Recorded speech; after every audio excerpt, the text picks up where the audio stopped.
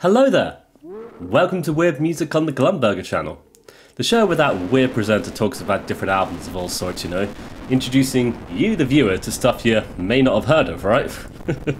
Maybe, sometimes, I don't know. Anyway, in today's episode, we will once again be taking another dive into the peculiar record label of Falt, a tape label of noise composition and concrete music, of course, wrapped in peculiar paper packages. Now, we've discussed a couple of albums so far on the channel, and there's most likely going to be talking about a lot more of these in the future. But I'm really excited to talk about this one today, though, as I was able to snag a physical copy of this particular album. So without further ado, I present Périmentale by Orina Totti.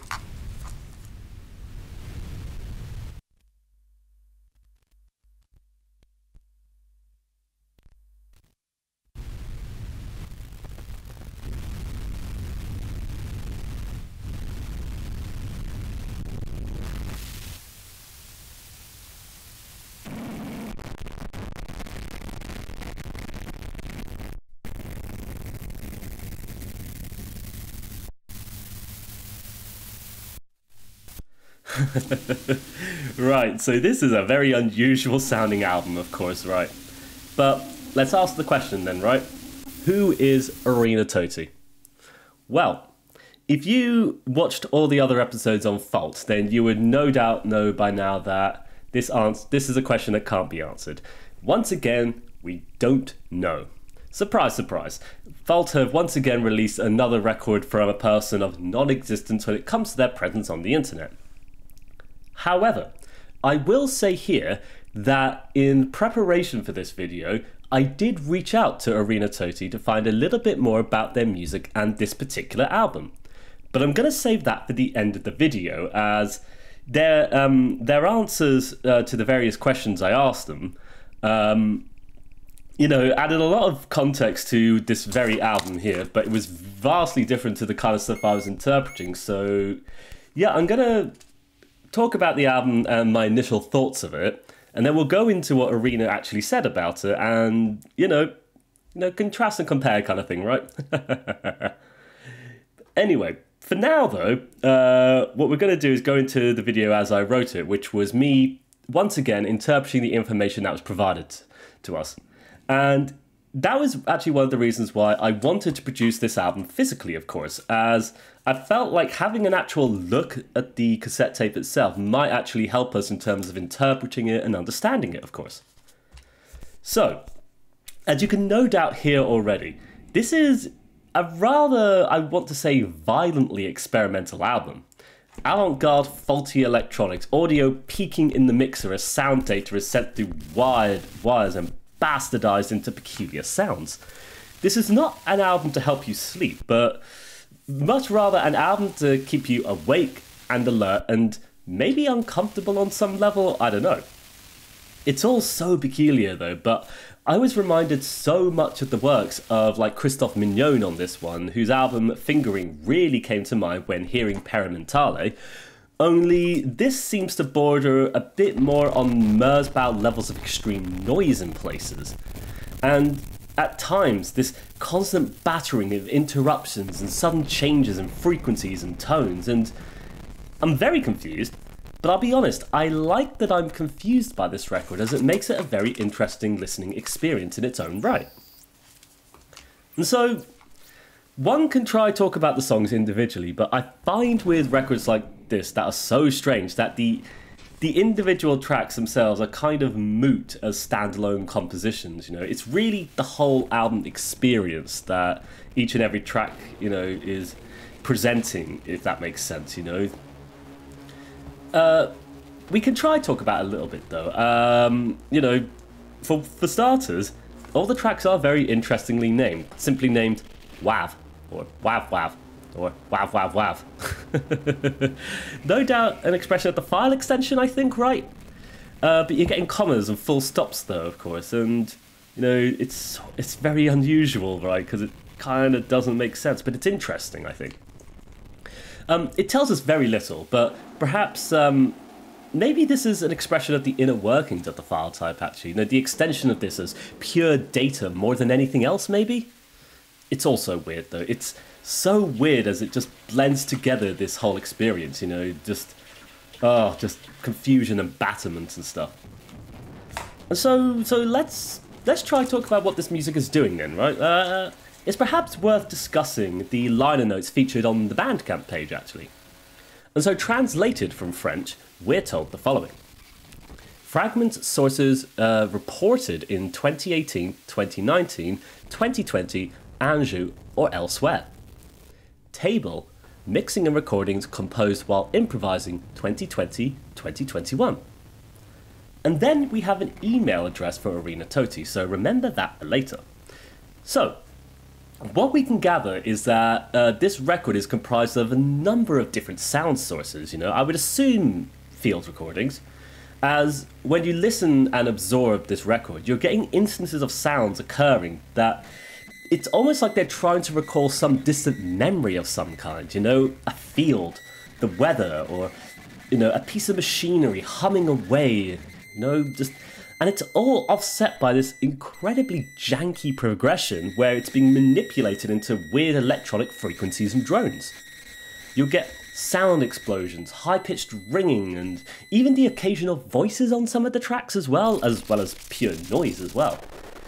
And there's something so delightful about the incredibly chaotic nature of it all. And for me, my interpretation when I first listened to this and was trying to understand what I was listening to, I was given this sort of vision of a desperate attempt to just intercept an incoming transmission from another worldly dimension, one that's mixed in with the very radio waves of, you know, our world and blending it all together into this incredibly faulty and broken transmission. And it's like holding out a satellite receiver right towards the skies, desperately trying to find the exact right angle to hold it at to intercept the message. But in all its very chaotic message, all you're getting is just this very caustic sounding interference. And it's interesting, there's such a randomness to the very sounds as they're being presented to us, and I'm oddly enough reminded very much of the kind of things we heard on Giblet Gusset and Brian Brooks' album, Giblet Gusset, etc., where the randomness of everything results in this smorgasbord of sounds just struggling to communicate themselves and getting lost within the very wiring of the machinery that's all being pushed along through. And it's so weird, but oddly enough, the more you sit down and progress with this very album, the easier it becomes to listen to. I don't understand how and why that's a thing, but it's just something that if you just let this album pull you into this weird distorted world, then a kind of sense comes to all the confusion, the noise, the madness and stuff. It's very unusual. And although I said I couldn't talk about individual tracks, I feel like it's perhaps worth mentioning track 4, which is Wav Wav Wav with commas, which opens up side B of the cassette itself. This is the longest track on the whole album, but it also offers us some of the fewest instances of uninterrupted sound sources, where you're getting this consistent sample of a voice speaking in French. And of course, the more it progresses, the more it devolves into that mad, absurd and caustic electronic screeching. But to me, what this is kind of reminding me of, like so many things they've been doing recently to be fair, is Luc Ferrari's Press Courrier, of course. Only this time, it's kind of leaning on the mad, aggressive sounds of the electronics, you know, almost drowning out the speech as the transmission gets completely garbled amongst the airwaves, right? And speaking of vocal samples, you even get one that stands out very much within the mix of the final track of Wav Dot Wav Dot. And here you have an English voices speaking to each other, interrupted by the electronics failing to transmit, basically. And it closes off the whole experience, you know, in a very weird way, as though you've finally intercepted the transmission and you're listening in on some secret conversation that we were never supposed to have heard in the first place. I feel like this review's come very garbled. I feel like structure's been thrown out the window entirely, actually, with this one. Like, it's weird talking about albums like this, you know, because the reviews just become very weird, right? But, you know, let's just keep going. Let's keep going. I wanted to also talk about the album's artwork, of course. So let's just do that now. I have a nice little unboxing of this as well. And so Falt Records generally have incredibly strange and esoteric album arts that accompany their releases, all presented so unusually within their paper packages, of course. And so when Falt announced their June 2023 releases, Périmentale stood out amongst the 4 albums of that month. You had sideways views of clouds above the tree line cut across with a power line, a beautiful shade of blue and gorgeous colour to the clouds themselves. And I don't know why, but I just really like how this album artwork looks, and having it as a physical copy is an absolute honour, I have to say. It just looks brilliant for some reason, and, and it's perhaps, I say perhaps, it's easily one of the reasons why I was drawn into this very album was just how this thing looked, And to be fair, so many albums I have enjoyed, they have come, they have come to me through being drawn in by the album's artwork. This is something we discussed on our episode on Demora by Luis Fernandez. The art pulls you in, and as a result, you get to discover the music. And I have to say, the music on Périmentale really surprised me at first. But over time, it started to weirdly click into place for some reason, and that image I had of trying to intercept the faulty transmission, I feel like that image does come from gazing into the artwork, just looking at the colours and the tree line and stuff. And so before we close off this very strange, unstructured review, I did mention earlier that I reached out to Orina Totti using the email provided. And to my surprise, they responded. And after a bit of back and forth, I asked them a couple of questions regarding Périmentale so we could know a little bit more about what's actually going on here, rather than my, incredibly faulty interpretations of what I think it is. And so, forgive any translation errors here, as I'm just going to be reading the answers verbatim as they were sent to me. But it's very interesting and sweet, so enjoy. 1. Who is Orina Totti? OT is an alias.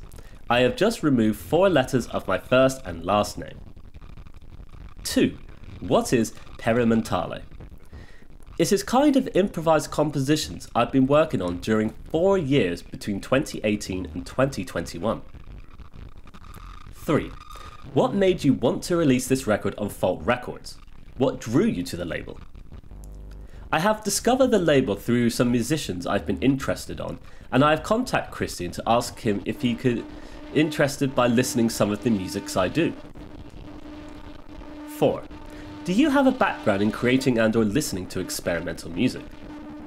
Yeah, I can tell that I am involved into it since many years now by listening, organising, publishing, practicing and performing mainly in west of France. 5. What inspired the creation of Périmentale? Mostly nature. 6. Will we be seeing more releases in the future? I hope so. Continuously working on some researching, practicing, recording. 7. What records had the biggest impact on you and the kind of music you make? Trying to develop kind of my own language and too many to be quoted, all genres included. 8. When you made this record, what kind of reaction did you think it would get? No react, just listening, just accept. 9. Did you have much direction over the album's artwork? What does it make you think and feel looking at it? On Falt, Christian does all the art direction. On this one, I just propose this image I like, and he simply accepts to work on as material. For me, it was fitting on the music, trees, electric cables, and clouds. And so, first off, a huge thank you to Orina Totti for answering these rather silly questions of mine. Yes, there's a bit of a sort of language barrier going across, but I think we get the general sense of what he's trying to express to us. And to be fair, with such a strange and esoteric album, strange esoteric answers are perfect, right? I'm really happy like that he answered all these questions. I think it's lovely.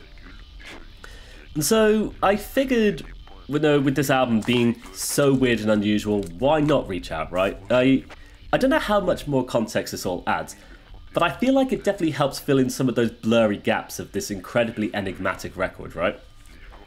And so I think I'm just going to leave it there, though, and let Orina Totti's answers, no, let those answers speak for themselves, right? Basically, if that makes sense, I feel, though, like, it definitely helps a little bit, though, It does add a bit of context to this very strange recording that more than what mere listening would provide. And what really stands out to me is, the inspiration for much of the album came from nature itself. It makes sense when viewing the album artwork, right? The clouds above the tree line, with the cable intersecting over it. It's what drew me into this very album. But I feel like, being mostly nature is vastly different from the very interpretation I had when listening to this album. And I find that incredibly interesting, to be fair, that without context, your brain will wander off and, invent its own interpretations, basically. And, these transmissions that we're trying to intercept is what came to my mind, where really, maybe this is just about standing out in the middle of a field and just hearing the electronic hum of generators from miles around. And so with that, I think we're coming to the end of today's very weird episode of Weird Music then. I have to say, Falt always deliver when it comes to weird, baffling and confusing albums, and although some of them can be a rather challenging listen, much like this of course, they all result in some of the most unusual and unique listening experiences that truly speak for themselves, and put you in another time and place entirely. And I love how Falt just let the artistic expression, speak for themselves, for what they exactly are, regardless of the artist involved, just letting it just be the album, the music, the artwork, instead of just diving into who or what, if that makes sense. And in terms of discovering who and what, that's up to us as listeners to discover the mystery, Or instead, you can just leave it there. And instead just go on the wild ride this esoteric record label presents to us. I'm grateful for it because I find it absurdly interesting, and Périmentale was certainly an interesting record, I feel. And so with that, I would like to thank you for watching today's episode of Weird Music. I wish you all the best, take care, and bye-bye for now. Bye-bye.